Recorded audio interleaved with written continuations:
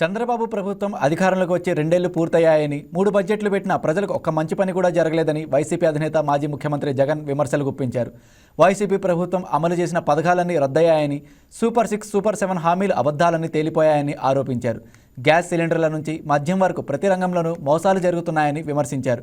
రాబోయే కాలంలో ప్రజల మధ్య ఉంటూ 150 నియోజకవర్గాల్లో పాదయాత్ర చేపడతానని జగన్ ప్రకటించారు. ప్రజలు ఈసారి చంద్రబాబు ప్రభుత్వాన్ని ఫుట్బాల్ తన్నినట్లు తంతారంటూ తీవ్ర వ్యాఖ్యలు చేశారు. రాష్ట్రంలో శాంతి భద్రతలు పూర్తిగా కుప్పకూలిపోయాయని, ఆంధ్రప్రదేశ్ జంగిల్ రాజ్గా మారిందని జగన్ ఘాటు వ్యాఖ్యలు చేశారు. ఇది ఎగరగొట్టాలని చెప్పి ఏ రోజు ఆలోచన జరగల. ఇంకా చాలా అవసరము.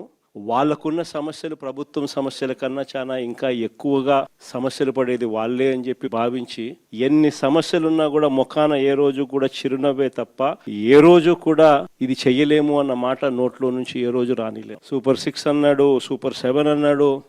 ఎన్నికలప్పుడు అయితే మామూలుగా మాట్లాడాలి. వాళ్ళు చేసిన ప్రచారాలు అయితేనేమి, వాళ్ళు ఇచ్చిన అడ్వర్టైజ్మెంట్లు అయితేనేమి, వాళ్ళు ఇచ్చిన టీవీలో యాడ్లు అయితేనేమి, నిజంగా కూడా మనం ఎవరం కూడా ఈ స్థాయిలో ఒక మనిషి అబద్ధాలు ఆడగలుగుతాడా, ఈ స్థాయిలో ఒక మనిషి మోసం చేయగలుగుతాడా అని ఎప్పుడూ కూడా బహుశా ఊహకు కూడా అందవు. చంద్రబాబు నాయుడు గారు ఆయన కూటమిలో మాత్రమే అలా కేసులు పెట్టించుకోకుండా బయట ఉండగలుగుతారు. విచ్చలవిడి కరప్షన్ జరుగుతూ ఉంది. అసలు ఎవరు పాలన సాగుతూ ఉంది. గవర్నమెంట్కి రావాల్సిన ఆదాయం గవర్నమెంట్కి రావడంలా నీకింత నాకింత నాకింత నాకింత నాకింత అని కింద వరకు దోచుకో, పంచుకో, తినుకో. మొత్తం ప్రైవేట్ షాపులంతా వీళ్ళ మనుషులే మాఫియా. ప్రైవేట్ షాపులన్నీ వీళ్ళ మనుషులే లాటరీ పద్ధతిలో అంతా వీళ్ళ మనుషులకే ఇచ్చుకున్నారు.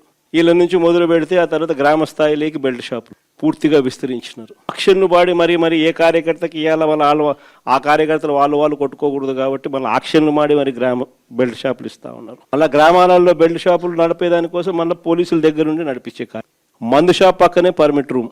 బెల్ట్ షాపుల్లోకి చేరేసరికి ఎంఆర్పి ప్లస్ 10 రూపీసా ప్లస్ 20 రూపీసా అంతటితో కూడా సరిపోదు అన్నట్టుగా ఏకంగా ప్రతి 4-5 బాటలకు ఒక కల్తీ బాటలు. గవర్నమెంట్కు మామూలుగా రావాల్సిన ఆదాయాలు రాకుండా ఎలా పక్కదావ పడతా ఉన్నాయో చూడండి. ఇసుకేమో మన హయాంలో సంవత్సరానికి 750 కోట్లు ఇసుకలో గవర్నమెంట్కి ఆదాయం వచ్చేది.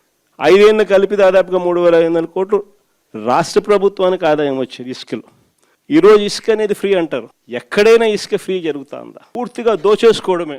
ఎక్కడ చూసినా machine. Please subscribe to YK TV Network. Please subscribe to YK TV. Please watch YK News. Don't forget to subscribe YK News channel.